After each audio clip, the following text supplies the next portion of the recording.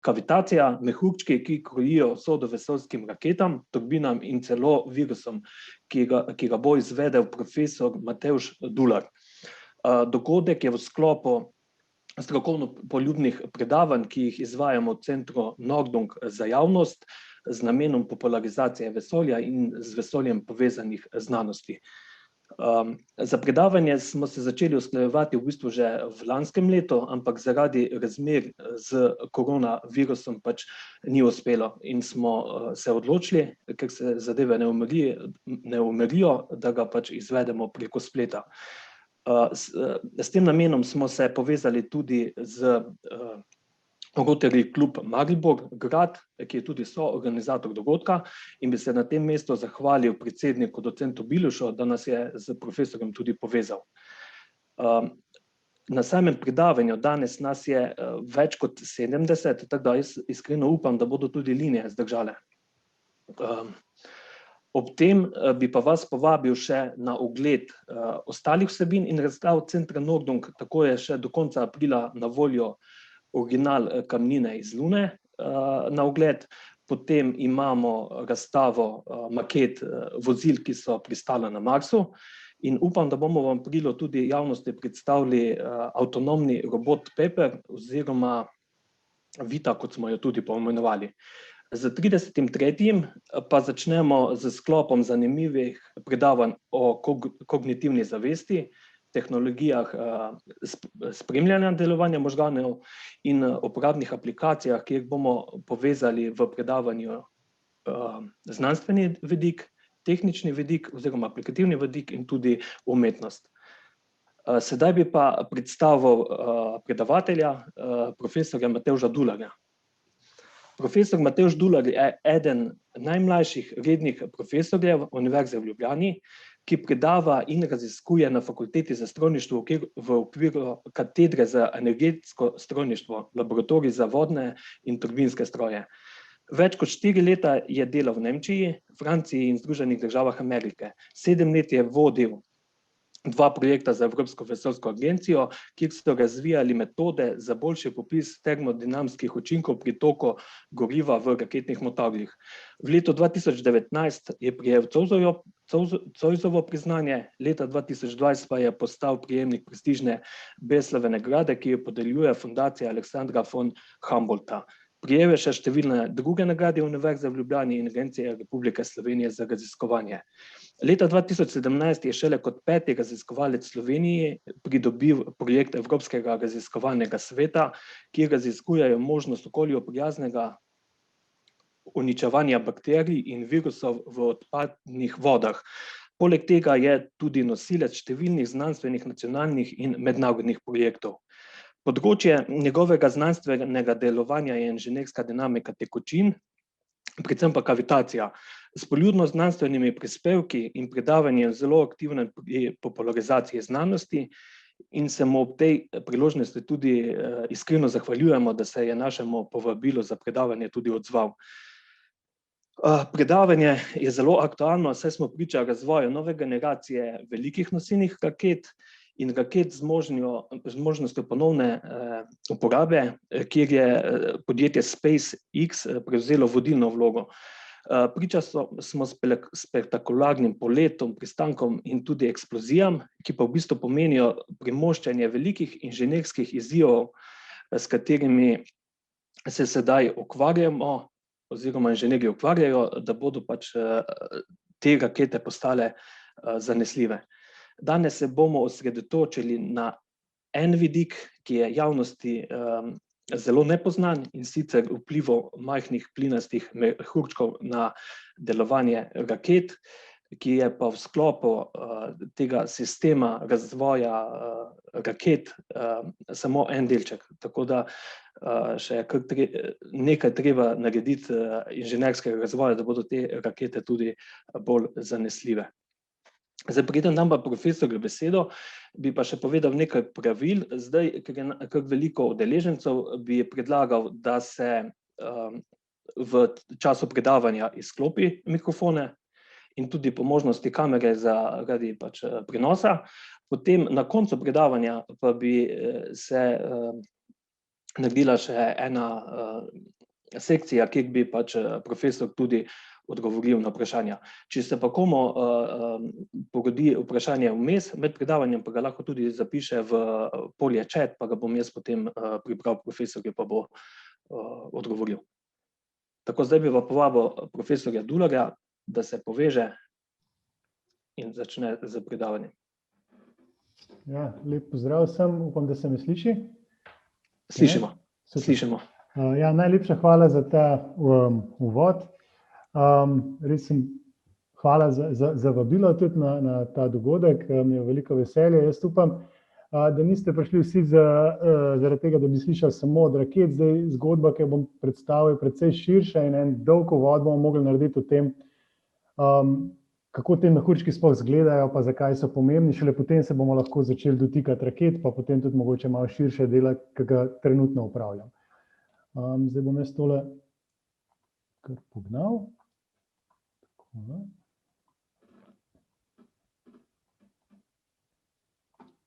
Tako. Upam, da se zaslon vidite vsi, če lahko nekdo samo... Ne še. Ni še? Ok, bom še to, če sem kaj kiksnil. Že vem, kaj bo. Takole. Zdaj se je pa povezalo, zdaj se pa vidi. Okay. V redu. Se pravi, naslova ne bom še enkrat bral, ne? Gre za pojav kavitacije, o tem boste danes mogoče malo več zvedeli, tisti, ki še ne veste. Za mehurčke, ki so v bistvu zelo podobni mehurčkom, ki jih tudi poznate, recimo po vrenju ali pa takih pojavih. Zdaj, za začetek bom naredil en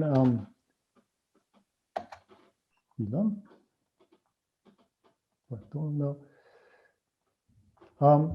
Se pravi, takole izgledajo približno naši mehurčki. Ta reč, ki jo zdajle gledamo, traja mogoče par tisočink sekunde časa. Kar je pa pomembno tukaj pri tem mehurčku, ki je velik recimo 1 milimeter, je pa ta, da vidimo, da takrat, ko je izginil, da se nam na tisti površini pod njim pojavijo poškodbe. Zdaj, te poškodbe, ta površina je neka aluminijasta prevleka in en majcen mehurček ima tako moč, da lahko poškoduje to površino. In zato je ta kavitacija recimo v prvotnih raziskavah, že več kot 100 let nazaj, prvi v resnici Newton o njej pisal, tako zelo pomembna, zaradi tega, ker nam je dela take težave v različnih turbinskih strojih. Tam se je vse skupaj recimo začelo. Zdaj, kako izgleda kavitacija? Kaj to sploh je? Kot sem že rekel, stvar je zelo podobna vrenju. Zdaj, vsako snov ali pa recimo malo že tekočino lahko nekako imamo v 3 agregatnih stanjih, to sigurno poznate. Prvo, najbolj običajno recimo, da je, ko govorimo o vodi, je to kaplevita voda in ta voda, recimo, če smo tukaj v točki A, sem jo tukaj označil, pri neki temperaturi, na tej skali tukaj, na tej osi imamo temperaturo, recimo pri 25 stopinjah in tlaku 1 bara, je voda v kaplevitem stanju in se lahko v njej kopamo, recimo. Zdaj pa, če temperaturo znižamo, se pravi, se pomaknemo proti levi, v enem trenutku voda zmrzne in nastane led in lahko recimo po njem plezamo ali pa smučamo. Na enak način, na obratni način, če temperaturo povečamo, pridemo do tistih 100 stopinj, ki jih vsi poznamo, in voda zavre. Se pravi, lahko kaj skuhamo z njo. Temu rečemo vrenje. Vrenje zdaj izgleda takole, kot na tele zgornjem filmčku se vidi. Neko to Erlenmeyercu sem postavil na grelc, počakal, da se temperatura noter segrela na 100 stopinj in voda je začela vreti. Vsi poznamo.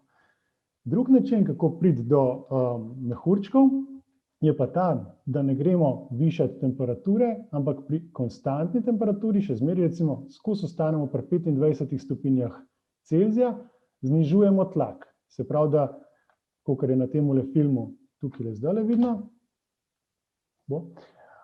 sem zaprl isto posodo in začel ven izsesavati zrak in vidite, da lahko to posodo zdaj pa držim v roki, ker ima vsega skupaj 25 stopinj, se pravi, se ne bom opekel, in voda bo spet zavrela. Samo da zdaj temu inženirji ne rečemo več vrenje, ampak rečemo temu kavitacija.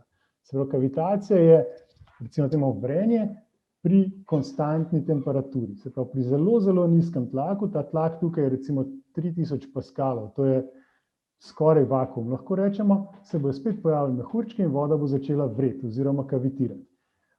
Zdaj, da je to res, da ta razlika obstaja, recimo en tak tipičen primer je ekonom lonec, ki ga imamo tudi radi doma. Zakaj ga imamo radi? Zaradi tega, ker se golaž v njem recimo hitreje skuha.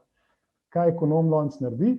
Ekonom lonec je posoda, ki je neprodušno zaprta in ko vodo noter segrevamo, začne v njej tlak naraščati. Se pravi, se pomakne ta točka A malo proti višjemu tlaku, ampak ko segrevamo, bomo pri višji temperaturi preskočili z te kaplevite v parno fazo. Se pravi, se bo golaž kuhal pri višji temperaturi in bo zaradi tega hitreje kuhan.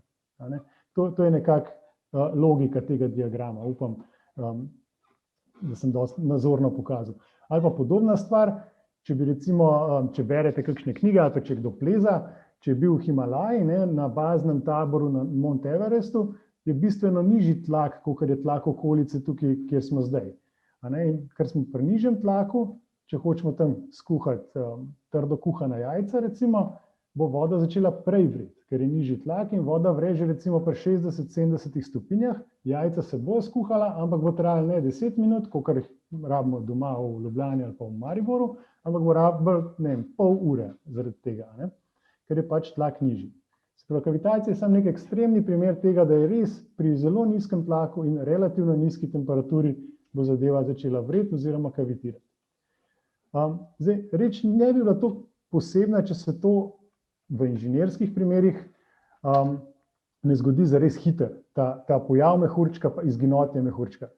Zdaj, tukaj imam en tak, jaz temu rečem, gostilniški eksperiment.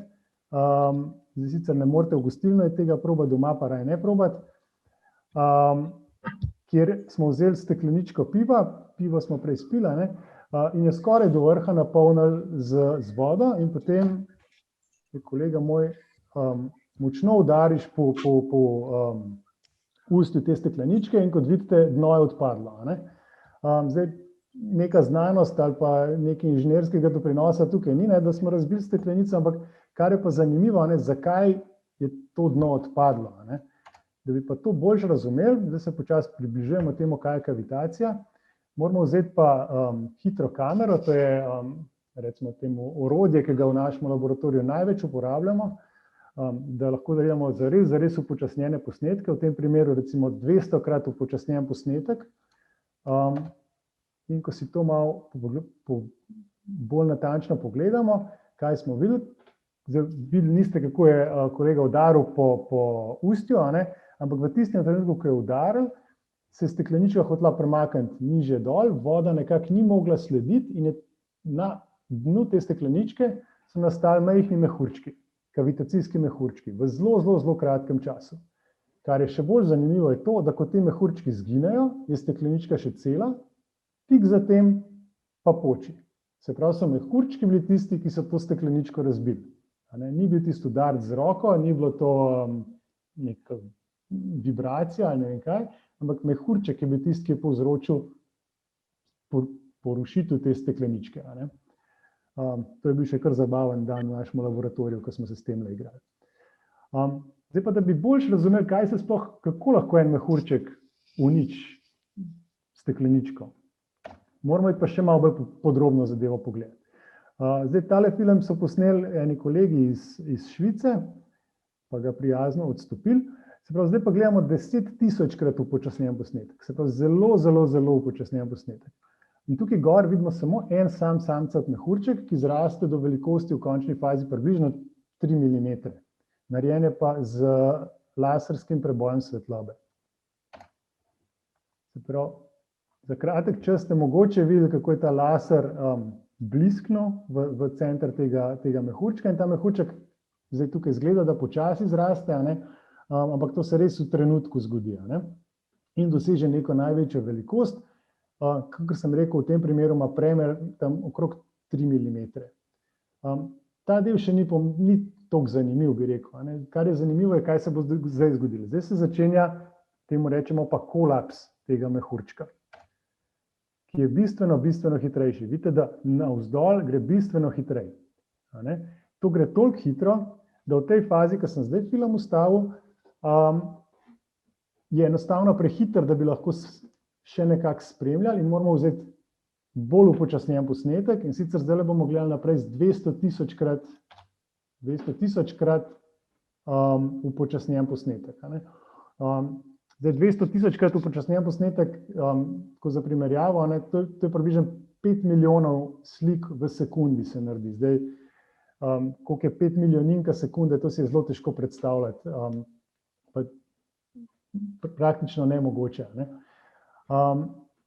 Se pravi, tukaj je zdaj prišlo do tega kolapsa. Zdaj, tukaj je mehurček najmanjši. Praktično v točko je skolapsiral. Kaj se dogaja tukaj? Ko se začne zmanjševati, nekako te plini, ki so v njem ujeti, ta para beži ven iz mehurčka. Ko se pa približuje tej točki ničelnega volumna, recimo, pa para enostavno, pa plini nekaj zraka je tudi noter, enostavno ne more več pobegati ven. Zato se začnejo stiskati. Nastajajo ogromni tlaki, ki grejo lahko do gigapaskalov. Gigapaskali so spet mogoče nepredstavljivi tlaki. Jaz enkrat sem delal recimo primerjavo, to je približno tako, kakor če bi ti ena povprečna slovenska lokomotiva zapeljala čez mezinček. To je tlak, ki je tukaj noter, v tisti beli točki, ki jo zdaj tukaj vidite. Zakaj ta točka bela? Je pa tudi dosti zanimiva zadeva, temu pa rečemo luminiscenca. To pomeni, da plini, ki so se noter ujeli, pa ne morejo pobegati, so se toliko segreli, da so blisknili, da je nastal blisk svetlobe. In prek tega bliska svetlobe lahko z določenimi merilnimi tehnikami ocenimo, kakšna je temperatura tam noter. In ta temperatura v zelo majhni točki noter je tam ranga velikosti 6-7 tisoč stopinj, kar je višja kakor na površini Sonca, ampak zelo lokalno.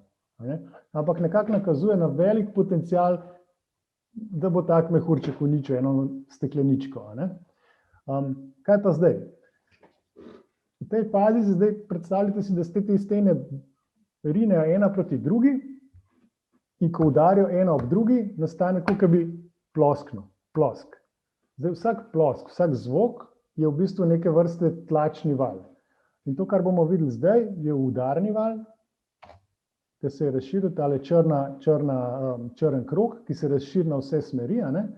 To je udarni val, ki ima ranga velikosti, smo rekli prej, nekaj gigapaskalov. Se pravi, to se razširi čez ves fluid, čez vso tekočino okoliško in v bistvu ruši tisto, kar vidi pred seboj.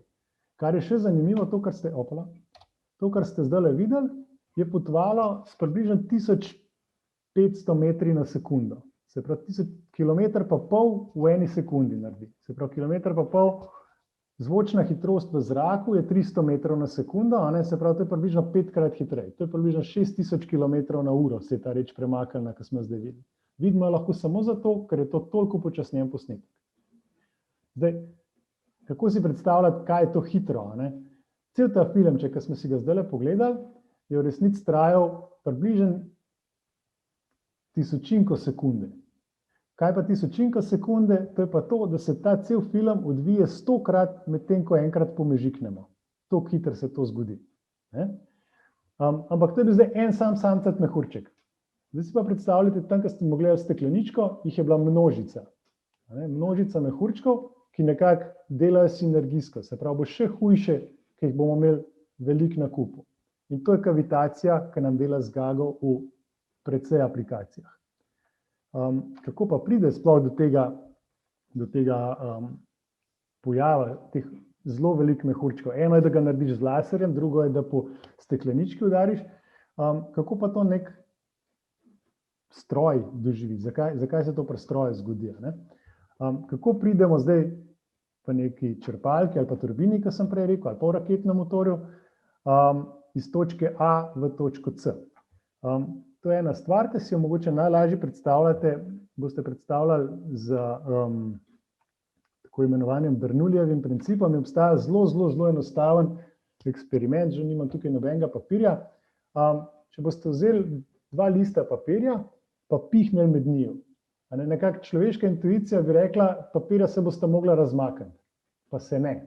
Papirja bosta skočila en proti drugemu, zlepla se bosta, kakor je na tej slikci videti.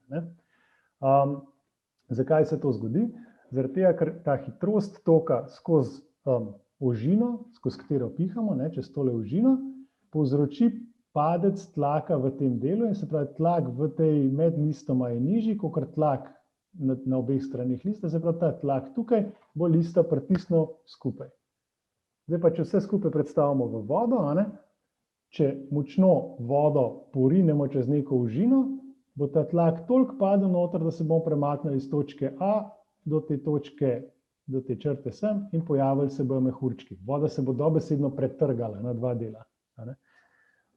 Še en primer imam, ki ga sigurno poznate, kaj deluje na recimo Bernoullijevem principu, so te pištolice za barve. Kako to deluje? Tukaj imamo kompresor, ki v bistvu piha zrak v tej smeri, prek ene take cevčice, tukaj noter je pa barva. Ker tukaj le piha čez, v tej cevčici nastane nižji tlak in v bistvu pocuza barvo, tako kot bi poslanci iz lončka probal ven sok popiti. Na enak način v bistvu ta curk zraka cuza barvo v to smer, ker barva pride sem, jo pa curk odnese in lahko kaj pobarvamo znova. Na enakem principu to deluje. To se da dosti enostavno doma tak eksperimentek narediti, če ne verjamete. In kako to zdaj izgleda? V realnosti, čisto enako, kot sem prej pokazal, ožina, se pravi, tukaj imamo eno ožino, voda iz te strani preleti sem čez ožino in pojavijo se mehurčki. Zdaj izgleda to takole. To je zdaj z navadno kamero posneto, s telefonom, in vidimo, kako te mehurčki frfotajo tam noter, taka bela pena je. Spet ne vidi se zelo veliko, ker je to zelo, zelo hiter pojav. Zdaj, tukaj noter ta hitrost teh mehurčkov, ki teče iz leve proti desni, je tam okrog 50 metrov na sekundo, se pravi približno, lahko tudi več, se pravi približno 200 km na uro tole šiba tamle, pa ne zgleda. Ampak take visoke hitrosti so to. Če pa zdaj posnetek spet upočasnimo, pa še eno analizo imam čez narejeno, vidimo pa nekaj takega. Se pravi, da je spet zelo, zelo upočasnjen posnetek teh množic mehurčkov, ki jih zdaj tukaj vidite, teh labelih, tele rdeče lise, bi rekel, ki potujejo sem pa tja, pa se odbijajo. To so pa udarni valovi množice mehurčkov, ki so spet ranga velikosti, neki 10, neki 100 barov in ki vplivajo na vsak tak mehurček, kot sem ga prej pokazal, ki potem glodati začne površino. In zdaj spet, da si boste mičkam predstavljali, kako hitro to se dogaja, kar vidite tukaj, te lise, ki vidite, kako se razširjajo pa potujejo. To smo v bistvu, to je bila prva taka meritev, ki je sploh komu uspela to pokazati. Te lise potujejo tam z nekje 700 metri na sekundo. Se pravi, približno 2000 km na uro se te stvari premikajo tukaj noter. Skoraj nepredstavljivo gromozanske hitrosti. Pa da boste še tako malo vedeli, koliko je to velika zadeva, to je zelo majhna stvar. To je velika stvar, približno od tukaj do tukaj, mislim, da 15 mm. Se pravi, zelo, zelo na majhnem velikostni ravni gledamo vse skupaj. Zdaj pa, kje se kavitacija pojavlja? Recimo na propelerjih. Ladijski propelerji imajo velike težave zaradi kavitacije. Dobimo take vrtince kavitacijskih mehurčkov za njimi.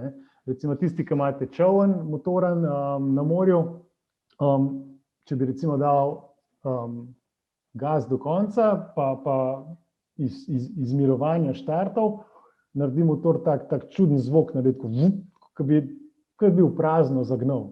In res se zažene v prazno, zaradi tega, ker takrat v tistem trenutku se bi rekel, v neoptimalnih razmerah ta propeler zavrti in v bistvu se vse okrog njega upari. Dokler ne začne počasiti naprej, potem pa nekako pride v tisti optimum, kjer nimamo več teh kavitacijskih mehurčkov. Vsaj ne toliko, kot so na teh slikah vidni. Druga stvar, recimo, tale je v vodnih turbinah.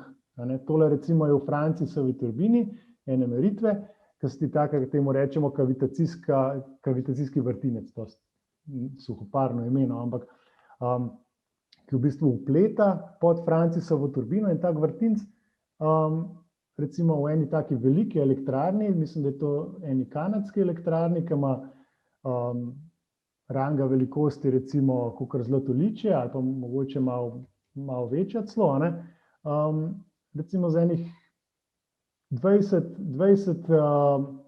megavatov niha ta moč izstopna zaradi tega vrtinca. 20 megavatov, to je približno tako, kot če bi enih 10 vetrnic, vetrnice so zdaj popularne, prižigal pa ugašal skozi. Lahko si predstavljate, da to dela z gago. Se pravi, tudi take stvari je treba upoštevati. Te dve spodnji slikci, ta pa je že mičkan zdaj bolj proti vesolju, samo za trenutek bomo šli tja, sta pa dve črpalki za gorivo v raketnih motorjih, ta leva, tale je konkretna črpalka za motor od Space Shuttle, ta desna je pa od rakete Vega. Raketo Vega pa mogoče poznate, to je tista, ki je ta prve dva, oziroma in zadnje dva slovenska satelita nedavno nazaj v vesolje poslala. To so ene meritve, ki smo jih v Italiji delali. Oziroma so jih delali, jaz sem sam zraven šel pogledati, tam nisem eno zraven prstov. Kaj nam dela zdaj kavitacija? Rekli smo, unič stekleničko, ampak unič tudi turbino. Takole izgledajo poškodbe po nekaj časa, zdaj ne vem točno, koliko je klele bilo, poškodovane turbinske lopatice. Takole izgledajo.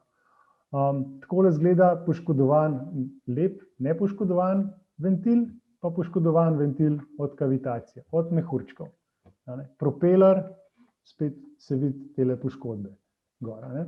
Ali pa tole je pa recimo krmilo od ladje, se pravi, mehurčki so nastali na propelerju, pa jih je tok odnesel in ko so prišli do krmila te ladje, so začeli krmilo glodati.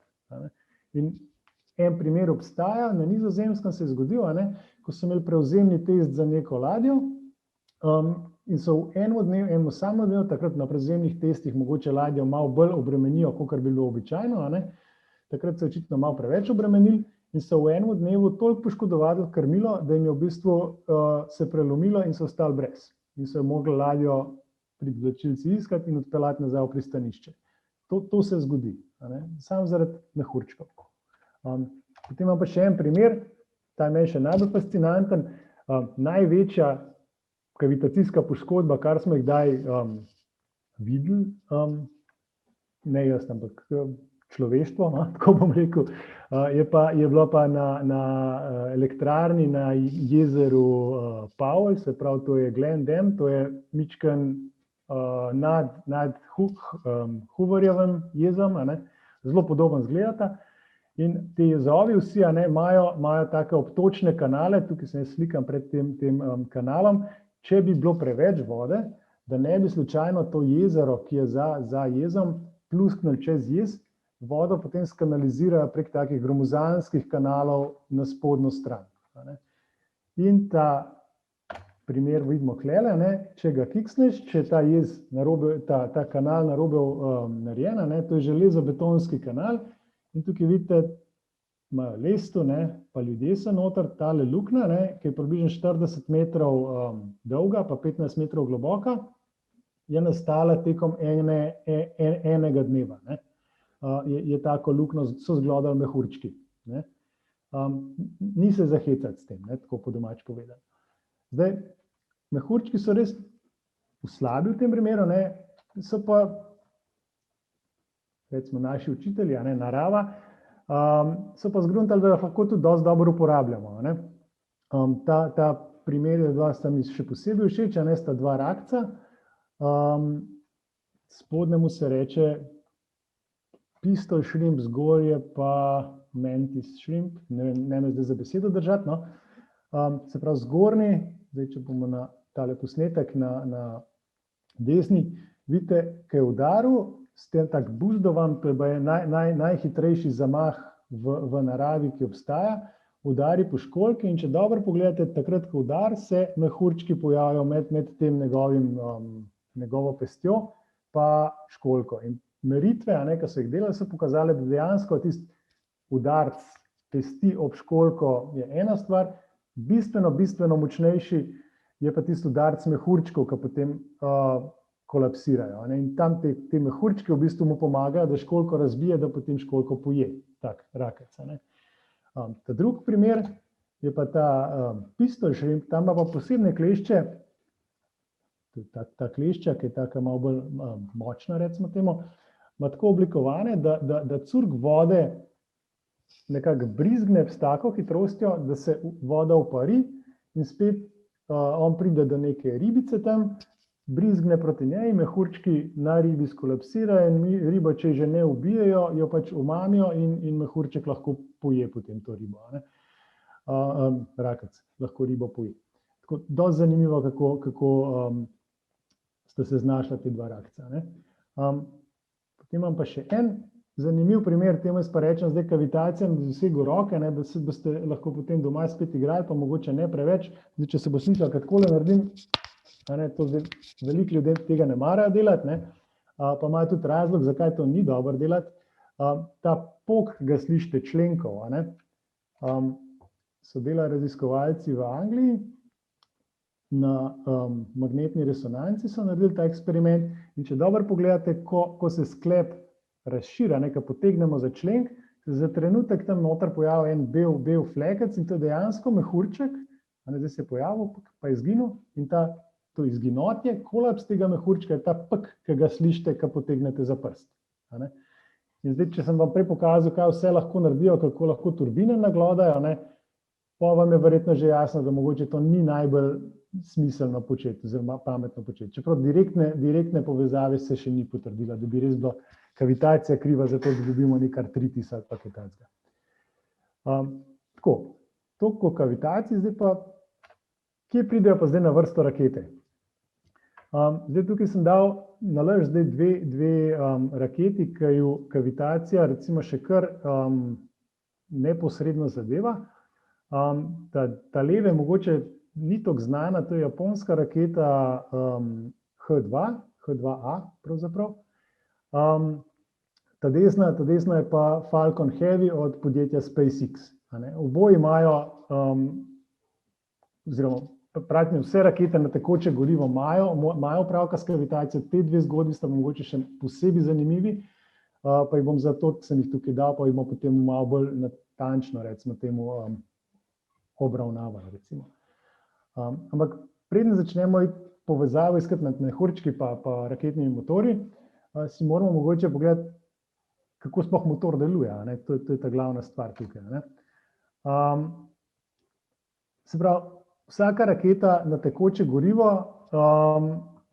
rab dva rezervoarja. Enega ima za gorivo, se pravi recimo tekoči vodik, ali pa pri SpaceX-u uporabljajo nek prečiščen kerozin, ali pa v Sojuzih raketah v Rusiji, tudi uporabljajo tako kerozin, se mi zdi. Zraven mora pa raketa s sabo nesti tudi kisik, ker v vesolju ga ni. Če hočeš nekaj, da bo zgorel, rabiš vedno kisik zraven. Se pravi, rabiš vodik, se pravi gorivo, pa plus kisik. In ko to dvoje skupaj zmešaš, zelo poenostavljeno bi rekel, dobimo veliko ognja in tukaj imamo napisano zelo enostavno, veliko ognja pride tukaj ven.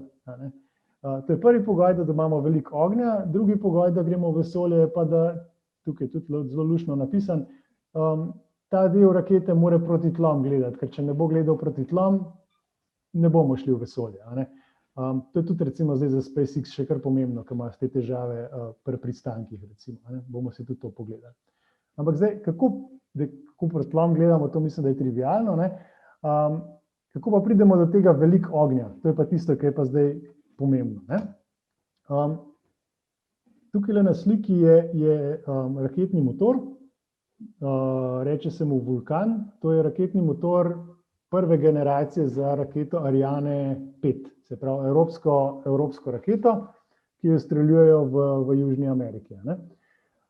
Zdaj zgleda zelo zakomplicirana zadeva, pa težko bi bilo razložiti, kaj se tukaj noter dogaja, ampak kaj je za nas pomembno, je ta slikca. Upam, da bom probal čim bolj enostavno razložiti. Se pravi, rekli smo, imamo LH2, pomeni liquid, H2 vodik, se pravi tekoči vodik, pa liquid oxygen, tekoči kisik. Se pravi, to dvoje moramo zmešati nekako v šobi raketnega motorja, da bomo dobili ogenj, da bo raketa šla v zrak. Problem je, kako dobiti tekoči vodik pa tekoči kisik z dovolj veliko hitrostjo, z dovolj velikim pretokom v raketni motor. To je problem. Problem dodaten je ta, da v raketnem motorju rabimo približno 200-300 barov tlaka, se pravi gromozanski tlak. In zdaj, ena varianta bi bila, da bi vzel rezervar, pa v tisti rezervar nabil tlak na 200-300 barov, pa enostavno spustil to v šobo raketnega motorja. Ampak problem tam bi bil ta, da bi mogla biti stena tistega rezervarja zelo, zelo debela. Če je rezervar težek, rabimo več goriva. Če rabimo več goriva, rabimo še večji rezervar, in se zaciklamo. Ne gre skupaj. Se pravi, moramo nek drug sistem narediti, da bomo imeli lahek rezervar. In kaj naredimo? Vzamemo črpalke. V redu, imamo črpalke. Zdaj pa, kaj bo te črpalke poganjali?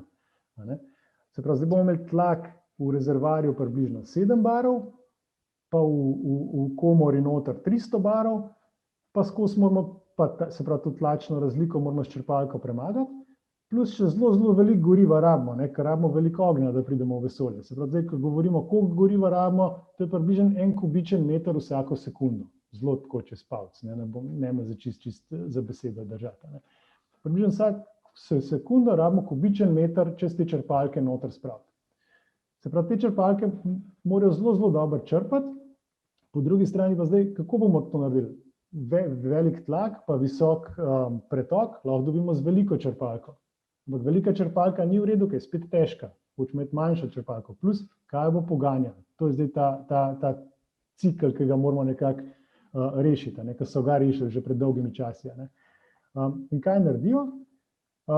Se pravi, po eni črpalki poženejo noter tekoč vodik, po drugi tekoč kisik, nekaj tega gre v raketni motor, nekaj, bistveno manjši del, gre pa v predzgorevalnik, rečemo temu, kjer se zmeša in zgori in dobimo v bistvu izpuh. Zdaj pa ta izpuh peljemo prek teh dveh cevi preko turbine. Se pravi, turbina, izpuh tega goriva poganja turbino, turbina poganja črpalko. Se pravi, to je nek tak simbioza. Črpalka poganja turbino, turbina poganja črpalko. Se pravi, zdaj, če recimo, da se nam prekine dovod goriva, črpalka ne bo dovala dovolj goriva v tole predzgorevalno komoro, tukaj ne bomo imeli dosti plinov, plini bojo nehali poganjati črpalko, turbino in turbina bo nehala poganjati črpalko in red se bo ustavila. In raketa bo padla dol. Se pravi, zelo, zelo tak ples med tema dvema sistemoma, med turbino pa črpalko. Temu tudi rečemo turbočrpalka. Zelo podoben sistem je, kakor imate v avtomobilih, ta boljših, imamo pa turbokompresor, ker turbina poganja kompresor, da imate večjo moč na motorju. Zdaj, taka črpalka izgleda približno takole. Zdaj, tista na levi je zdaj od rakete V2. Zdaj, ta prvo tako turbočrpalko je v resnici že Goddard izumil tam leta 1920. Von Braun je pa tole, to sem v enem muzeju slikal, je pa točno to sam še naprej pognal. In tukaj zdaj vidimo, zdaj ne vem točno, katero gorivo, mislim, da je imela alkohol, pa ne vem točno, kaj je uporabljala raketa V2. Ampak tukaj imamo eno črpalko, tole je črpalka tukaj, ker recimo, da je tale za gorivo, tale je za oksidant, tole v sredini, tale reč, tole je pa turbina, ki poganja obe črpalki hkrati. Zdaj, ponavadi imamo zdaj ločene sisteme. Turbočrpalka za Ariano 5, leta 1996 je prvič poletela na istem principu. Tukaj le pride noter, tole je za gorivo, tole je za kisik, črpalko noter, klele, tole je črpalka, ki v bistvu črpa motor, gorivo v raketni motor, ta del tukaj je pa turbinski, ta v bistvu poganja ta del. Zdaj, če vidite tale, tukaj gre v bistvu izpuh je klele ven, zdaj, če grem ta slajd nazaj, je to točno klele gora, to je to v bistvu auspuh po domače od raketnega motorja, če bi tako rekel. Zdaj so že bolj dovršene izvedbe tega narejene, ampak ta je dosta enostavna tako za razumeti, recimo. Zdaj, kaj je finta te črpalke? Rekli smo, da mora biti čim manjša. Ta črpalka za Ariano 5, ki imamo klele, tole tehta približno 200 kg, ta reč. Zdaj pa, da boste malo razumeli, kaj to pomeni vrhunsko inženirstvo, črpalka tehta 200 kg, razvije pa moč, ta novejša varianta, mislim, da je 6,4 MW. 6,4 MW je približno toliko, kakor takole, kaj zdajle, kaj zvečer, pa ko so ljudje domov prišli, kakor vsa stanovanja v Mariboru zdajle porabljajo. Približno 6 MW, nekaj takega. Se pravi, vsa ta moč, ki jo rabimo za pogon take črpalke, oziroma da ta črpalka deluje, je isto, kakor Maribor zdajle rabi.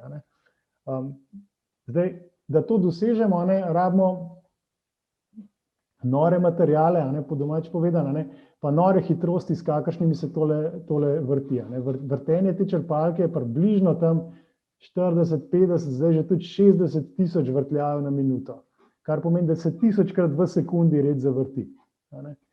Da pa še bolj fascinantna zadeva, ki se mogoče meni zdi, pa bomo potem tudi omenili pri SpaceX-u, je pa ta, da ta cikl, ki sem ga prej pokazal, da tukaj mi poženemo gorivo skozi, pa da gre klele, da tukaj zgori, pa da požene turbino, pa da ta črpalka se res hitro zavrti in da da dovolj goriva v raketni motor.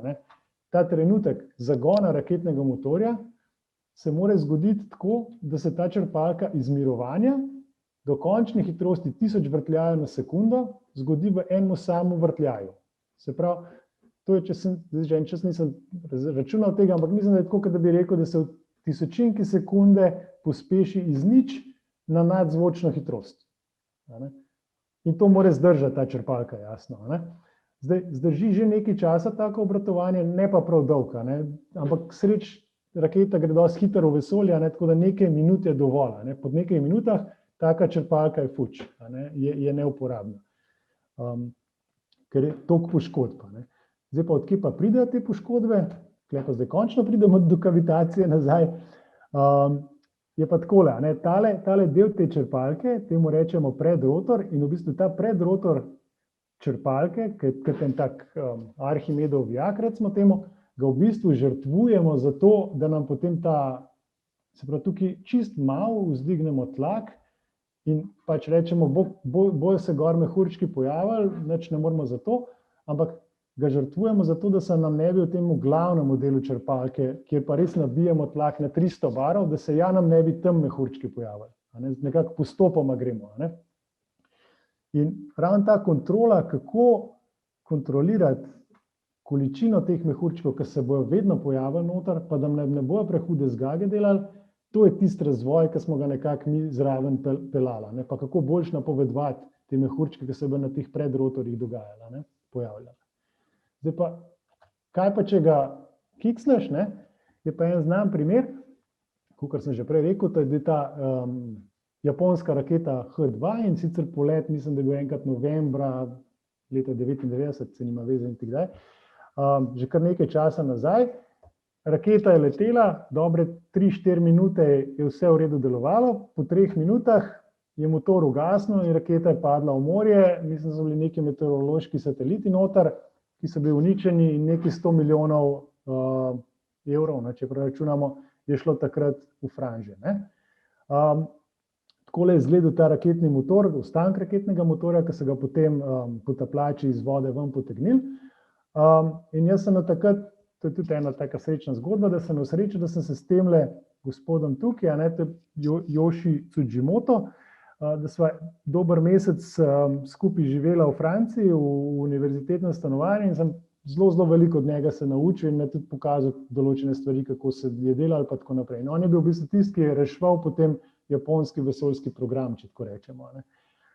Sva kar dobra prijatelja postala in tudi je potem, mislim, da se že enkrat v Frekvenco X na Radiu Slovenije, enkrat na Valu 202 se enkrat javil z nekimi komentarji. Tako je pa izgledala ta črpalka, ta Arhimedov vijak od te rakete. Se vidi, koliko je poškodovan. In ker je bil toliko poškodovan, črpalka ni več črpala dovolj goriva, ker ni črpala dovolj goriva, ga ni dovolj zgorel, nismo dobili dovolj izpušnih plinov, se je turbina ustavila, ker se je turbina ustavila, je bil dotok goriva prekinjen, motor je ugasnil in raketa pade dol. To je kar kritična zadeva.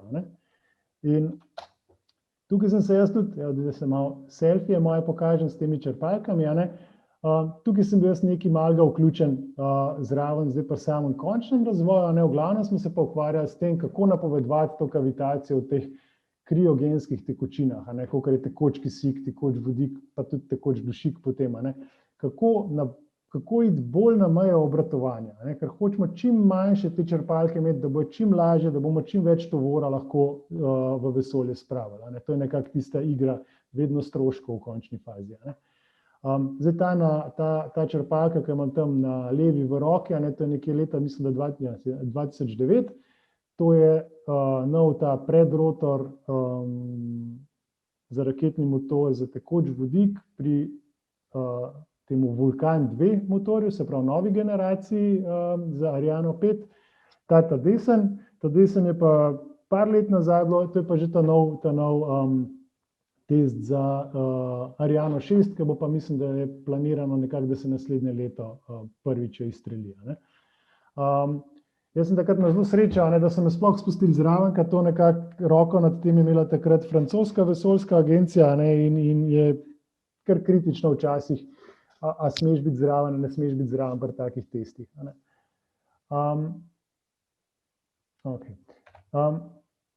Zdaj pa stvar, ki je tukaj pomembna, naslednja. Zdaj, nekako to je ta problematika bila recimo te japonske rakete, kaj pa zdaj SpaceX? SpaceX je zdaj v vseh medijih pa to. Kakšne težave ima pa oni s kavitacijo? Jaz sem zdaj te ljudi, mislim, enih parih poznam, ki delajo v SpaceX-u, ki se velikokrat srečujemo na teh konferencah o mehurčkih, kakorkoli je to hecno. In sicer zdaj oni po ameriško pravijo, nimamo težav, ampak imajo težave, drugače ne bi hodili na te konference konec koncev. So pa našli nekaj zelo inovativnih rešitev, kako si teh težav rešiti. In nekako, kakor smo se pogovarjali, ima oni zdaj recimo temu rekord, da nekako taka črpalka, ki smo jo zdaj videli, deluje lahko tam nekje 900 sekund. 900 sekund, to bi bilo recimo za ene 3 polete, bi bila, pardon, za 3 vzlete rakete je to v redu, ampak oni imajo še problem pristanka, to je cela nova zgodba, ker mora še enkrat raketni motor prižgati. In kaj so oni naredili? Dobro, to sicer zdaj že poznate verjetno, to je zdaj ta Falcon Heavy recimo, tako zgleda, raketa gre v zrak, te dve stranski raketi odvrže, in te potem padeta na zemljo in tik preden bi se raztreščila, prižgeta raketni motor in reč pristane. Enako naredi ta osrednji del. Zdaj, če se spomnite tiste zgodbe, ko je, bom to kasneje povedal. To je nekak ideja. In zdaj, kako so se oni recimo lotili reševanja kavitacije v raketnem motorju, se pravi, z inovativno rešitvijo. Kaj so naredili? Pa recimo oni imajo kerozina, se pravi, imajo probleme v glavnem samo s kisikom, je to, da zelo ohladijo ta kisik. Se pravi, pod načeloma je tekoč že nekje pri minus 180 stopinjah, oni grejo pa na minus 210 stopinj Celzija približno. In kar se jim tam zgodi, je to, da je v bistvu gostejši, se pravi, je manjši volumen zasede, se pravi, rabijo manjše rezervoarje. Po drugi strani, pa če se spomnite, se pravi, na težji prišparajo, po drugi strani, pa če pogledamo spet ta diagram, če smo bolj v hladnem klele, se bo kavitacija pojavila kasneje. Kar pomeni, če se kasneje pojavi, lahko narediš dve stvari. Lahko bistveno hitreje rotor vrtiš, se pravi, lahko več prečrpaš, če pa lahko več prečrpaš, lahko pa spet manjšo črpalko narediš, pa spet prešparaš pri teži. Se pravi, zelo dobra finta, ki se je spomnila. Problem, ki ga imajo, to mogoče, če spremljate kakšen polet kdaj, je to, da oni šele 6 minut pred vzletom do vrha napolnijo te rezervoarje. Ker to je približno tako, recimo, da je približno če smo rekli prej ekonom lonc, ne, da ga neprodušno zapreš brez unga ventilčka, ki spušča zrak ven, ne, pa začneš od spodaj orang gret, pa se gor usedeš, pa upaš, da ne bo eksplodirala. Ne. Se pravi, zelo so natempirani. Če morajo preveč odložiti polet, ne, morajo takoj sprazniti te rezervarje, drugače bi jih eksplodirala. Ne. Se pravi, je malo nevarna igra, ki se jo grejo, ne, tukaj. Ok, ampak kje ima zdaj oni problem, ki sem že mogoče ga prej omenil, pri pristanku, tisto je problematično pri njih. Ena stvar je zdaj, da ti zbalansiraš ta booster, da bo lepo pristal. To v resnici ni nekaj zelo težkega narediti. To smo se vsi igrali, da smo metlo na prstu balansirali. Zdaj, ok, raketa je nekaj drugega, ampak recimo en tak program, recimo, sprogramirati nekaj takega, to se na fakulteti v drugem letniku učimo, kako to narediti. Vsak študent bi to skoraj moral znati narediti. Tako da ni to ta glavni problem tega. Velik problem je, kako ponovno prižgati motor. Se pravi, smo rekli, tisti zagon iz nič, kar nič more biti, zaradi tega, ker ne smemo raketnega goriva kuriti, ker če bi ga imeli preveč noter, bi spet na teži izgubljali, da pridemo na unih 1000 obratov na sekundo. To pa je problem. In temu se reče hiter zagon raketnega motorja, ki ne deluje vedno. In s tem imajo težave. In potem oni temu rečejo, da je to malo se me kaucnalo, takrat, ko so avto ustrelili tja proti Marsu, srednja raketa, v srednji del se je raztreščil, ker niso 2 od 3 raketnih motorjev se nista prižgala. To je bil problem takrat. Zdaj ta hiter test, kot sem rekel, jaz sem bil enkrat zraven tazga testa še v Franciji prisoten, to ni hec. Takrat sem vprašal kolega, kaj pa varnost, ko smo zdaj tukaj, rekel, jaz se vedno en korak za unga postavim, ki je dizajniral. Če je on srečen, da tam stoji, pa sem tudi jaz, če za njim stojim. Pa sem tudi jaz za njim stal in na postajah, ki sem tudi prej na slikci pokazal, to je rečka, je velika nekaj 10 metrov, to poskoči v tistem trenutku, ko to zaženejo, ko ima ta hiter zagon. Je kar destruktivna zadeva. In takrat se tudi črpalka zelo hiter pokvar lahko, razgonja. Kako to izgleda? To je zdaj ta nova, ta Starship raketa od Elona Muska, ki jim ne gre. Raketni motorji se jim ne prižigajo. In če ti tudi še tako dobro znaš metlo balansirati, recimo temu na roki, če nimaš te sile, ki jo bo držala gor, bo raketa padla dol. Zdaj ne vem, en filmček imam tukaj, pa spet po ameriško, kot sem rekel, oni bo vedno rekli, dobili smo ogromno dobrih podatkov, so pa raztreščali, vedno so pozitivni, vse to je v redu. Tako zdaj ta zadnja, ki jim je pristala v redu, pa se je raztreščila potem, so spet rekli, uspeli smo. Ampak tako, da boste za občutek videli, tale filmček je tak fascinanten. Koliko nizko prižge raketne motorje, ker moraš parati s težo. To je prosti pad.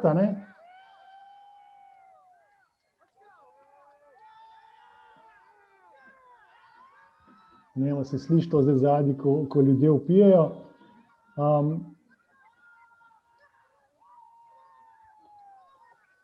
Ja, slišimo, ja. Takole, Se pravi, res tik pred zdajci vklopijo raketne motorje, ker enostavno nimajo te marže, da bi si lahko privoščili, da bi to prej naredili. Prej pa prosti pad rakete. Zato je to toliko težko narediti. In ta hitri zagon raketnega motorja je zelo agresivna zadeva. Zdaj tukaj, kje smo potem mi nekako končali s tem sodelovanjem. Jaz sem potem delal nekaj malega na začetku za Knes, ko so bili Francozi, potem smo začeli z Evropsko vesoljsko agencijo, smo 2 projekta vozili in potem sem se nekako povezal z Nemško vesoljsko agencijo, DLR, kjer smo začeli nekako delati na tem, da bomo pa delali podobno reči.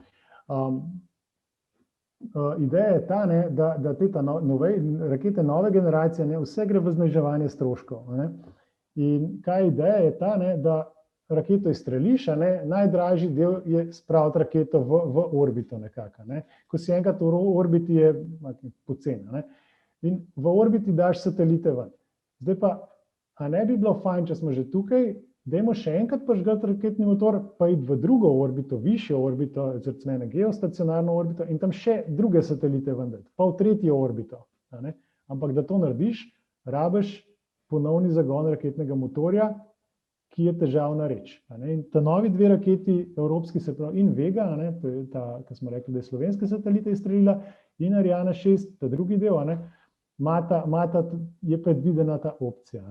Mi smo tukaj bili zraven nekaj časa, potem sem se pa naučil še drug pogled osvajanja vesolja ali te industrije, da ni to sam biznis pa denar, ampak je tudi veliko politike zraven in je bilo potem taka hecna situacija, da takrat bi morali Nemci to razvijati, pa so pa, se pravi, francoska firma je bila Snecma, ki je to delala, ki je poljo kupil Safran, ki je delal motorje za avione, potem je pa vse skupaj padlo pod okrilje Airbusa in potem je bilo to politični mišmaš in je cel razvoj se iz Nemčije prestavil nazaj v Francijo in mi smo izgubili projekt v bistvu tudi zaradi tega. Tako da je zanimivo, v kakšna kolesja si v resnici v končni fazi vpet in itak ne moreš nič za to.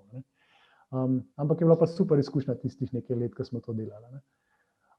In zdaj, znanstveniki smo pač taki, na eni strani zmanjka denarja, je zdaj pač smo v to vpeti do te mere, da moramo pač na drugi strani najti vir financiranja. In takrat sem jaz, to je bilo nekje leta 2016-17, ne, še prej, 14, tam nekje, smo se nekako potem orientirali v to, da smo rekli, če zdaj en mehurček lahko uniči neko turbino ali pa raketni motor, a ne bi mogli mi te njegove agresivnosti uporabiti kot neko orodje.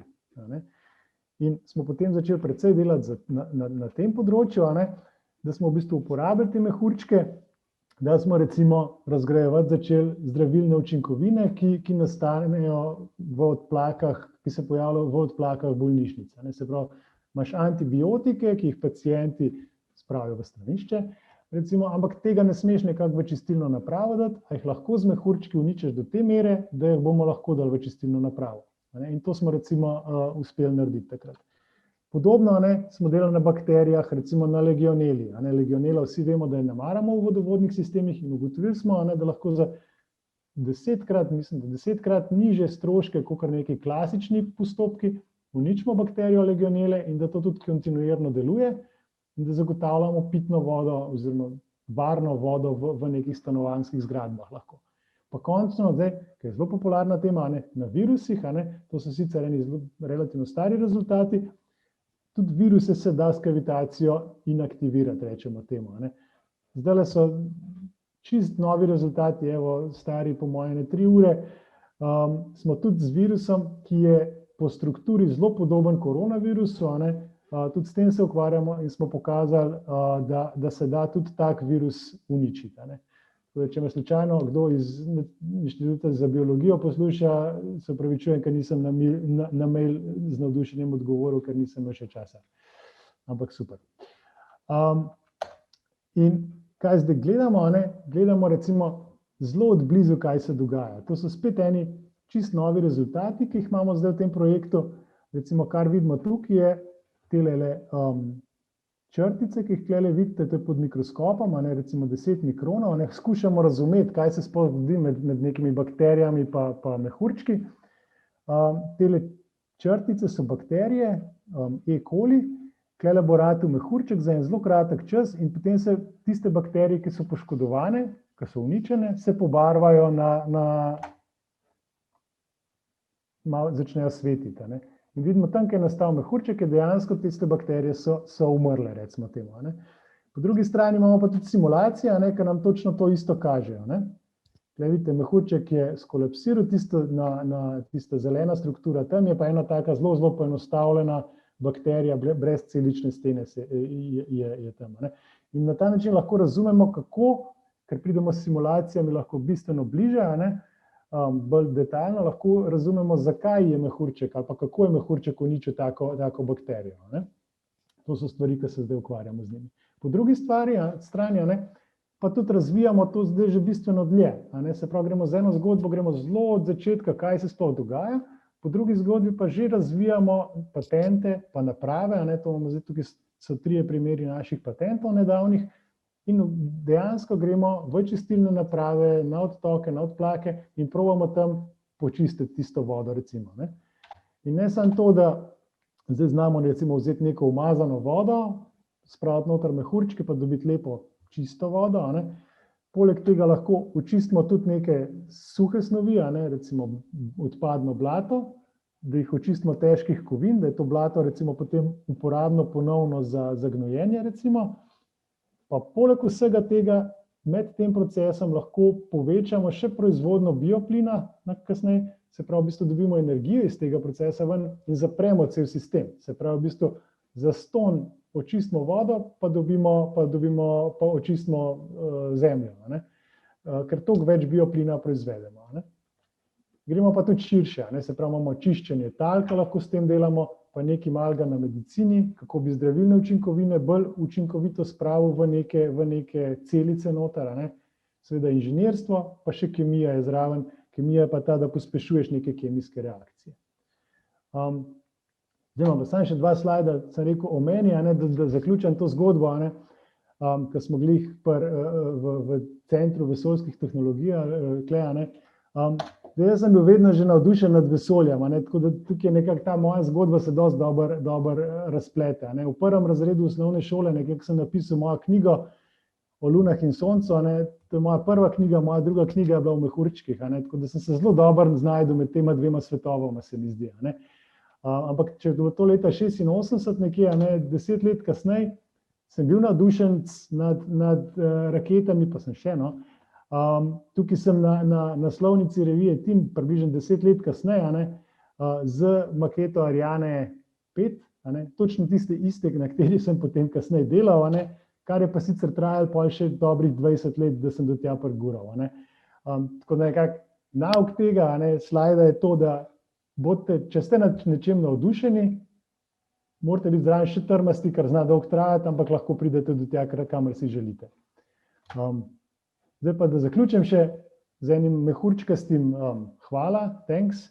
To je zdaj na velikosti enega človeškega lasu napisano, pa jasno se moram sponzorjem še med drugim zahvaliti, se pravi Evropski vesoljski agenciji, pa naši nacionalni raziskovalni agenciji, pa zadnje čase Evropskemu raziskovalnemu svetu, ki zelo obilno financira raziskave. Hvala lepa.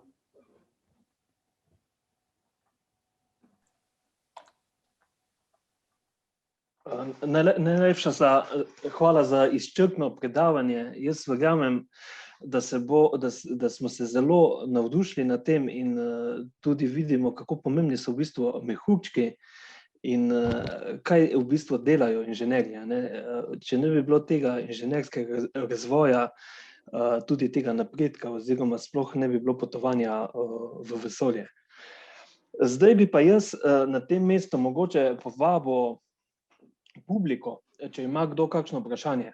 Jaz kar predlagam, da si prižge mikrofon in lahko tudi kamero in kar profesorja vprašate. Dober dan. Jaz bi se isto samo na začetku zahvalil, da je bilo res čudovito predavanje. Bi vas pa vprašal, lahko mogoče dati... nimate več slajdov.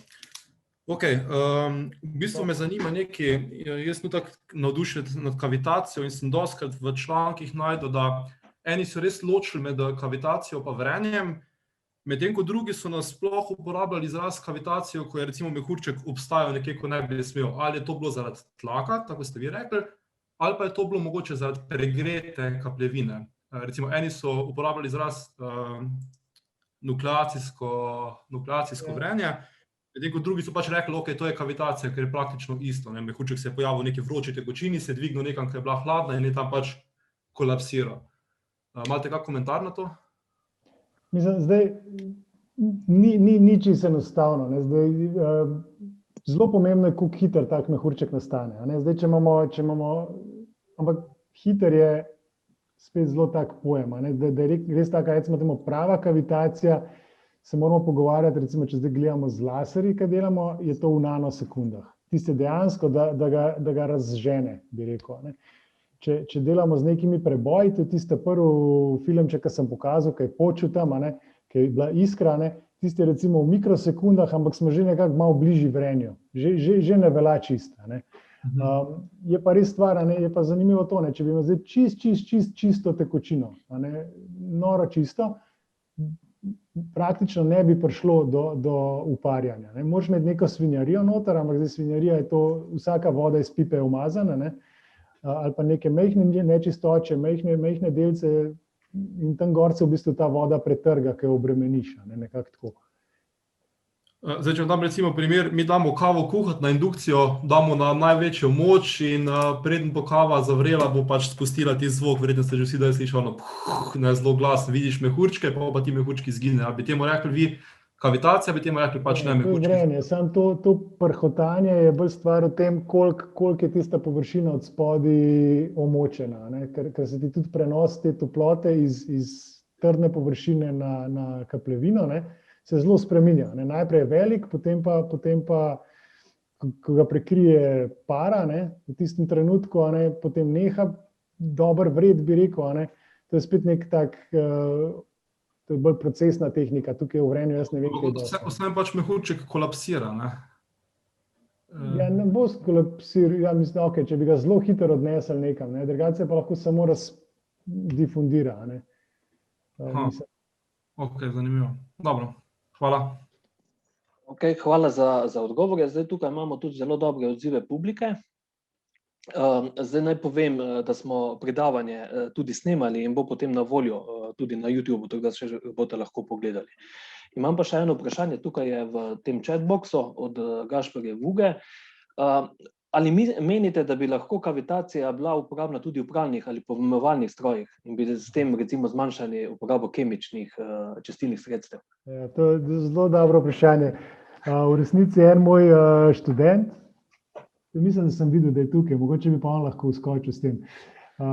Tadej Stepišnik, on je delal doktorat na uporabi kavitacije v pralnih strojih, ne? Ampak tam smo se bolj ukvarjali ne s tem, da bi zdaj boljš bilo perilo upravno, čeprav tudi to je bil en izsledek, malo čuden, da je bilo perilo bolj belo.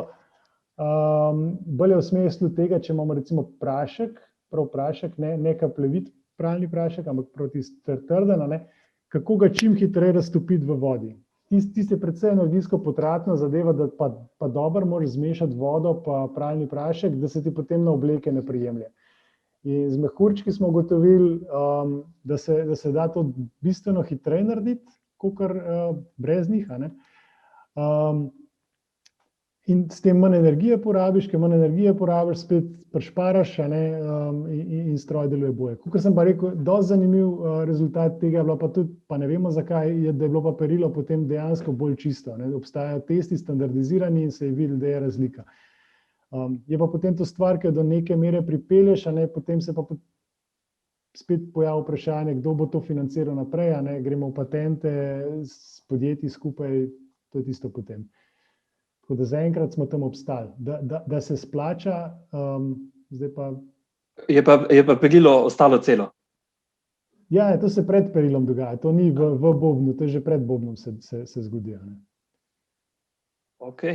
Zdaj, mogoče vmes ne bi še jaz postavil eno vesoljsko vprašanje.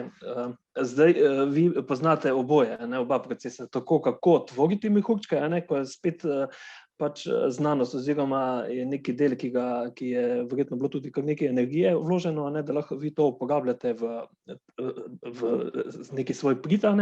Drugi del je pa ta mehurčki, ki nastanejo kot nezaželjen učinek. A je možno, da bi zdaj raketne motorje zdaj nekako tako izboljšali, da bi se ta kavitacija obvladala na način, da recimo ne bi več nastajali oziroma bi lahko to eliminirali do maksimuma? Mislim, da se, samo da to narediš zelo enostavno. Vzameš večjo črpalko in jo počasneje vrtiš. Ampak večja črpalka, ki se počasneje vrti, je bistveno težja od tiste, ki se hitro vrti, in se enostavno ne splača, ker vsak kilogram, ki ga pelješ samo na pot v vesolje, ni pa koristni tovar, stane toliko in toliko denarja, in se enostavno ne splača. Tako da tudi, zdaj ne vem, kakšen je podatek, ampak sem prepričan, da morajo tudi pri teh raketah za ponovno uporabo precej menjati te črpalke. Recimo za Space Shuttle vem, da ga je bilo treba pri vsakmu poletu zamenjati turbočrpalke od raketnih motorjev, ker enostavno je bilo preveč poškodbenih in se ni bilo zahecati. Kot sem rekel, pri SpaceX-u ne vem, trdijo, da jih ne menjajo. A je res ali ni res, to pa težko reči. Aha, to pomeni, da zdaj je še verjetno ta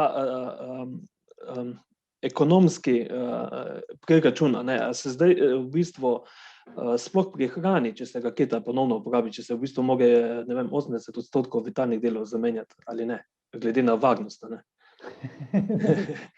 To je težko vprašanje, ne? Zdaj, ne vem, koliko je res. Zdaj, ene rakete so drage, ne? Space Shuttle je bil ekstremno drag, če tako gledamo, pa sem mislila, da ne bo. Zdaj, ne vem točno, koliko stane polet. Vem, zelo star podatek, vem, da je bil recimo, da za rusko raketo Proton, da stane polet, ne vem, izstrelitev $2 milijona takrat.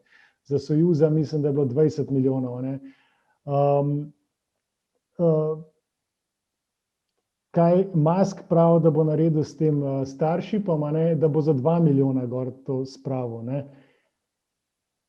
Ne vem, mislim, ne vem, če je to možno. Ne vem niti, koliko gorivo že stane, že tega je kar nekaj. Mislim, 100% uporabnih, večkratno uporabnih delov verjetno ne bo. Se pa približujejo temu, se je ena izmed rešitev, to. Okay. V ekonomiji pa jaz rajši ne bi tukaj, ker res ne vem. Ja, recimo, samo tako med informacija, zdaj samo izstrelitev slovenskih satelitov, 2 satelitov, ki sta bila skupaj se mi zdi, da jih je bilo 50 na krovu, je stala Slovenijo preko 3 milijone evrov. Tako da to ni poceni šport. Zdaj, tukaj še eno vprašanje iz chatboxa. Iz kakšnega materiala so raketne črpalke, da zdržijo takšne obremenitve? Ja, zdaj tako. Tista za tekoč vodik je ponovadi iz titana, v osnovi je titan. Za tekoč kisik so pa aluminijeve zlitine. Razlog je pa dosti banalen, ker titan pa kisik se ne marata preveč, oziroma se preveč marata in lahko zelo hitro pride do eksplozije. Tako da gre tukaj predvsem za aluminijeve zlitine. Spet te materiale uporabljamo zaradi tega, ker prvič prišparaš na teži.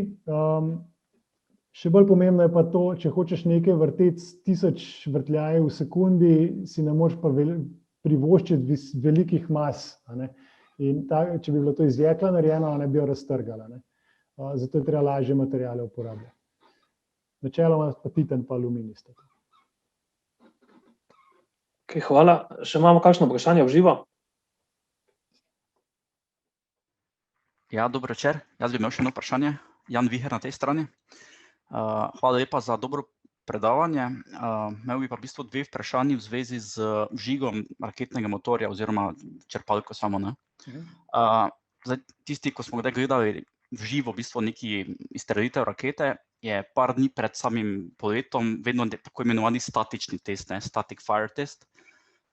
Ali je to točno s tem namenom, da se pač nekako preveri delovanje vžiga samega in črpalke konkretno v tem primeru? Ali kakšen je tu namen tega statičnega testa? Tega pa zdaj ne bi mogel reči. Mislim, da par dni prej prižgejo raketni motor pri raketi, ki bo šla čez par dni v vesolje. To ničkrat dvomim, da naredijo. Prav z gorivom in vse. Je pa to dosti, ne vem, ne bi rekel. Sigurno, mislim, delajo teste statične, ampak leta prej, tekom razvoja. Da položijo te boosterje vodoravno in potem prižgejo to. To je ravno to, kar smo mi hoteli biti zraven takrat v Nemčiji, pri DLR-u je en gromozanski gozd tam nekje severno od Stuttgarta se mi zdi, kjer bi take teste lahko, kjer take teste delajo, in tam smo mi hoteli svojo, bi rekel, šalčko predstaviti, ampak kot sem rekel, je potem to tudi zaradi političnih želja se malo spremenja pot razvoja. No.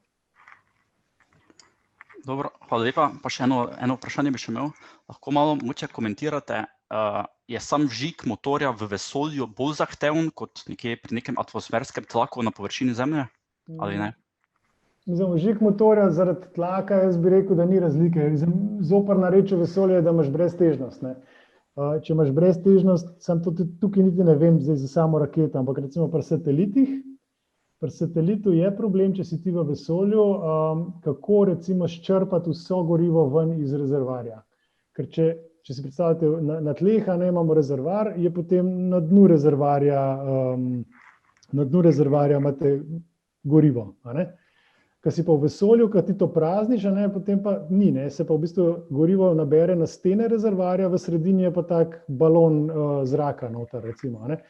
In črpalka pa ne sme zraka noter posrkati, ker če zrak not posrka, zariba, po domače povedano. In velik razvoj je, to sem pa sam še bolj oddaleč gledal, v Bremnu je to bilo, je to, kako iz sten rezervarja čim več goriva nekako ven pocuzati spet, da bi lahko manj goriva gor pelal, da bi dlje časa lahko tak satelit bil operativen. To je tudi kar zanimiva zgodba, tudi z področja dinamike tekočin, ampak to bi mogel še eno predavanje imeti o tem, oziroma reči kakšnemu kolegu, ki je bolj. V bistvu je en kolega, ki je iz Slovenije, je celo to delal v Bremnu na tem problemu. Sašo Grah je to bil. Zdaj pa dela druge stvari, se mi zdi. Najlepša hvala. Ja, hvala za ta vprašanja. Zdaj še imam pa tukaj jaz iz chatboxa. Če imate kakšne podatke glede drugih materialov, ki bi bili uporabni za črpalke ali pa nanos recimo keramičnih prevlek na lopatice, da bi s tem se pač odpornost povečala. To je veliko materialov se razvija. Zdaj, problem je to, da se v resnici samo to kavitacijsko erozijo smo se mi zelo veliko ukvarjali. Mogoče moje najbolj dolgoročno delo je bilo sploh na kavitacijski eroziji. Pa da v glavnem se nismo sploh ukvarjali s tem, kako to preprečiti, ampak sploh razumeti, zakaj do tega pride. In tekom, 15 let, od takrat, ko sem mogoče naredil doktorat, pa do takrat, ko sem jaz temu rekel, da sem prišel do konca, pa bil zadovoljen s celo zgodbo, smo toliko novih spoznanj dobili, da sem pa rekel, da sem cel svoj doktorat zanikal. Vse, kar sem tam naredil, je mogoče približno prav, ampak zelo oddaleč. Toliko novega smo spoznali. Tako da, jasno pa delajo tudi na razvoju materialov, ampak je problem tega to, da je zelo težko nek primerljiv test materiala narediti v laboratoriju s tistim, kar se zares dogaja. Pa zdaj ne govorimo o raketnem motorju, ampak že na propelerju ene ladje, ti lahko nek material res dobro deluje, v laboratoriju na ladijskem vijaku je pa obupno slab. In je to težko take dobre materiale razvijati. Pa niti ni nujno, da je material trd, tako kot bi rekel keramika. Lahko je material tudi tak, bi rekel, gumijast, pa s tem spremeniš tisto dinamiko mehurčka ob materialu, da malo drugače se obnaša in udar v napačno smer. To se da recimo narediti. To so zdaj recimo čist drugačni pristopi k temu, kako se lotevati kavitacijske erozije. Ok, zdaj še imamo eno vprašanje od Tomaža Cviterja. Se pristajane raketne stopnje s padali v primerjavi s ponovnim vžigom motorjev ne izide zaradi teže? Ne vem. Verjetno, če pristane na tleh, bi rekel, da se razbije. To je ena stvar. Druga stvar je tudi, recimo, da SpaceX ve, kaj dela. Sigurno vejo, kaj delajo. Ampak po mojem, velik del, kaj počnejo, je tudi ta PR. In če raketa pristane navpično, je to sigurno bistveno bolj fascinantno, kot če bi spadali, in je zato tudi več denarja dobijo v končni fazi. To je zelo jasno. Zato so šli tudi avto ustreliti tja proti Marsu, ne pa nečesa drugega. Vejo, zakaj ustreliti avto Tesla proti Marsu, zato da bojo več avto prodala. Tako da niso neumni v tem pogledu. Po mojem, njim se finančno splača, zdaj pa če se sam na eni raketi splača, je pa vprašanje. Hvala. Zdaj bi pa šli še malo na to temo glede uporabe mehurčkov za čiščenje vode oziroma čiščenje bakterij oziroma odstranjevanje bakterij in virusov. Ali lahko, recimo, kakšen je delež bakterij oziroma virusov, ki ga lahko uničite? Zdaj lahko rečem 99,99%. To je bil ta zadnji rezultat, ki sem rekel danes popoldne, kar se virusov tiče. Zdaj, tisti, ki niste biologi, ste rekli wow, ne? Tisti, ki ste pa biologi, ste pa rekli, no, to pa še kar. Finta v tem pri biologiji je stvar taka, da in virusi in bakterije se zelo, zelo hitro delijo. Kar pomeni, da če jih ti res ne uničiš ogromno, temu rečemo za 4 logaritme, to je nekako taka meja. 4 logaritme pomeni za 10.000 krat moraš zmanjšati. Se pravi, jih moraš pa res pobiti, če jih imaš 10.000, sme en živ ostati. Tako nekako je. Če jih imaš milijon, jih sme 100 živih ostati. Če jih ne pobiješ toliko, če jih boš manj pobil, se ti bo zelo, zelo hitro nazaj razmnožili. In to se ti bo ponovadi še tisti razmnožili, ki so najbolj odporni in se ti lahko še evolucija še slabše naredi. Tako da, ker recimo kupujete zdaj te gele za razkuževanje rok, zdaj na veliko vam opisali, uniči 99% vseh bakterij, gor, kar se enemu sleherniku, tudi meni se zdi super, ampak v resnici je to skoraj merska napaka v biologiji. Tako da nekako stremimo k temu, da bi prišli nekje na 99,99%, nam pa niha. Se pravi, zdaj s tem virusom smo prišli do tam, ki je podoben koronavirusu, z bolj odpornimi virusi nam ne ratuje tako dobro, pridemo mogoče do 99%. Pri bakterijah, pri legioneli smo bili blizu temu, mislim, da je bilo 99,7 ali nekako tako. Moraš biti zelo visoka, ampak moraš vedeti, kam pa je treba priti. Ni enostavno. Zelo velikokrat se te metode potem tudi kombinirajo z drugimi metodami, kot so UV, pa ozonacija, pa plazma. S takimi metodami skombiniramo jo na posebne načine, da potem sinergijski učinek je pa bistveno večji, kot če bi rekel, da bom najprej z UV-jem delal, pa pol s kavitacijo. Če obdelaš oboje hkrati, dobiš boljši učinek. To je tisto, verjetno bo to tista rešitev, kamor stremimo. Ampak to lahko se kavitacija tudi uporablja na naravnih površinah, ali so tu kakšne omejitve? Kako, v kakšnih površinah? Naravnih. Mislim, ne, kavitacija mora biti v cevovodu noter, v ceveh moramo. Zdaj, recimo, kje imamo kavitacijo na naravni površini, če rečemo, je recimo, da te ultrazvočne kadičke, ki jih zobozdravniki uporabljajo, ali pa te, ki očala delajo. Če hočeš neke zelo komplicirane dele, kot zobne proteze spucati, dajo to v ultrazvočno kat, tisto od spodaj niha, naredi mehurčke in te mehurčki naglodajo tisto svinjarijo okrog zobne proteze. To je v bistvu tudi čiščenje s kavitacijo, ampak to je bolj za delce, da delce stran spraviš. Tam se recimo tudi uporablja kavitacija. Kaj pa pri teh metodah, ko zdaj vi pravite, da lahko tudi čistite recimo vode pa blato, to se verjetno dogaja v ceveh. Ali kavitacija pri tem tudi cevi poškoduje in kakšne količine se da tukaj obvladovati? Mislim, erozija je siguren problem. Se pojavljajo poškodbe, ampak niso tako hude, ker se tudi to da nekako geometrijsko tako zapeljati, da se izogneš temu, da nekako te mehurčke delaš delati stran od tistih, recimo, aktivnih površin. Količine pa, načeloma se da dosti dobro temu rečemo skalirati. Mi imamo v laboratorijski naš nivo je zelo majhen. Mi, kadar delamo, za primer virusa, nekega virusa, ki ga je težko namnožiti, delamo na mililitrih. Potem nek tak prvi gonilni konj, ki ga mi uporabljamo, je na litrskem nivoju, ta največja postaja, ki pa zdaj trenutno laufamo, je pa tam nekih par 100 litrov, ker recimo na čistilnih napravah stoji. Ampak to moramo pač postopoma gor, da dobro razumemo proces, da ga znamo optimizirati, da ne gremo direktno tja na čistilno, pa nekaj probamo.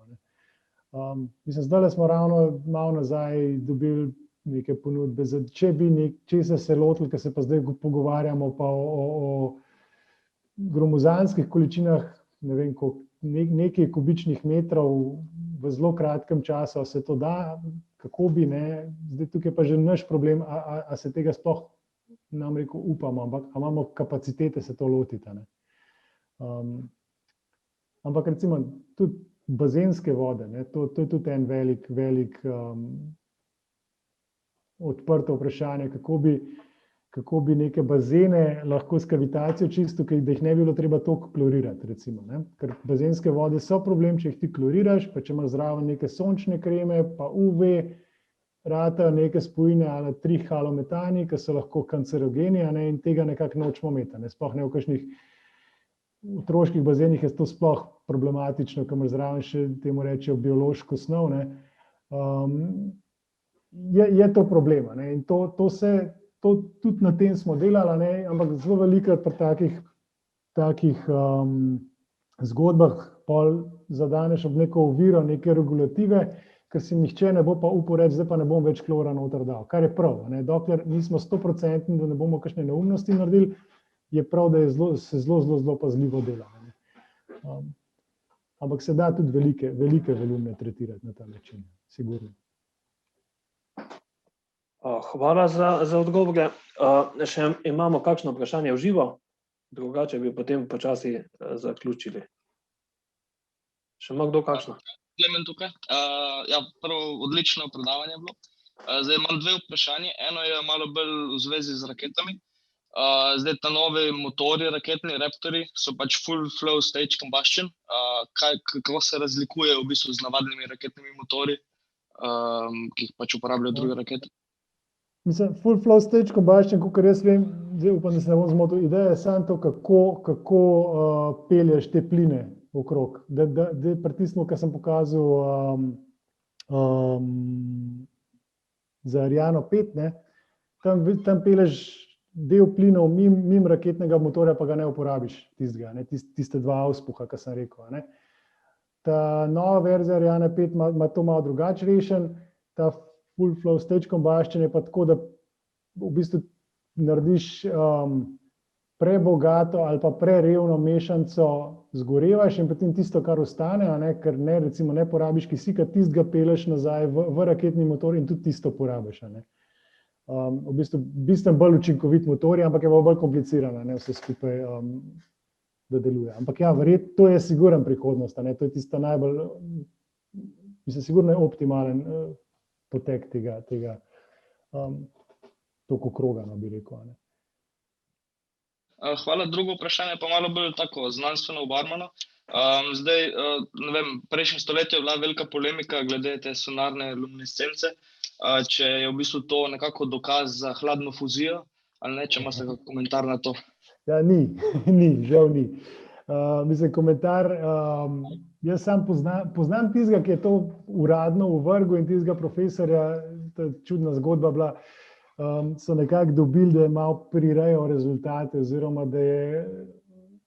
da so njegovi zelo tesni sodelavci kakor neodvisno od njega isto pokazali, no.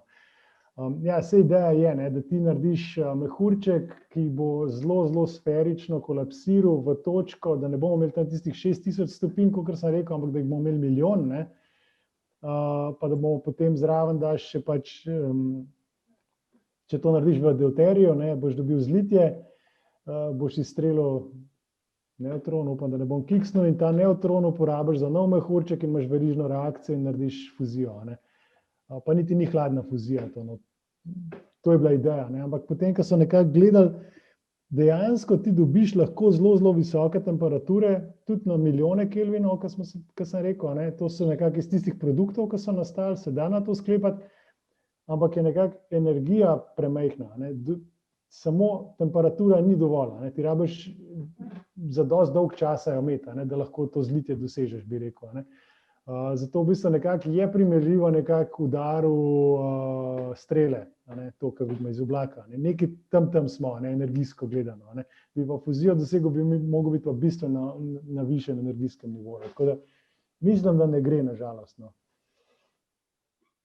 Tehnologija je uporabna za kaj drugega. Mislim, gledam to, da so te sile velike, lahko niso samo destruktivno pač uporabljene, gledam to pač, da so dosegli take temperature, teh mehurčkih. Ja, samo je zelo, zelo lokalno. Ne moreš nekaj zelo segrevati s tem. To je skoraj izotermen proces na makroskali. Ne. Na zelo lokalni skali je res zadeva vroča, ne. Če greš pa mičkam stran, ne, če boš vtaknil roko v tisto ultrazvočno banco, boš čutil, ne, da te glodajo mehurčki, približno tako, kot bi imel mravljince v roki, ne, če si nohto, izza nohtov, bo tudi, če so čisti, se bo kadil ven, iz dimnikov, umazanija bo šla ven, pikal bo, ne, pekel te pa ne bo. Ne. Čeprav so zelo lokalne, za zelo kratek čas, visoke temperature, ampak so energijsko premajhne, da bi dobil pa v pekline, ne, bi rekel. Hvala. Hvala za odgovore. Zdaj pa mogoče še zadnje vprašanje, če še ima kdo kakšno vprašanje, drugače bi pa potem počasi zaključili.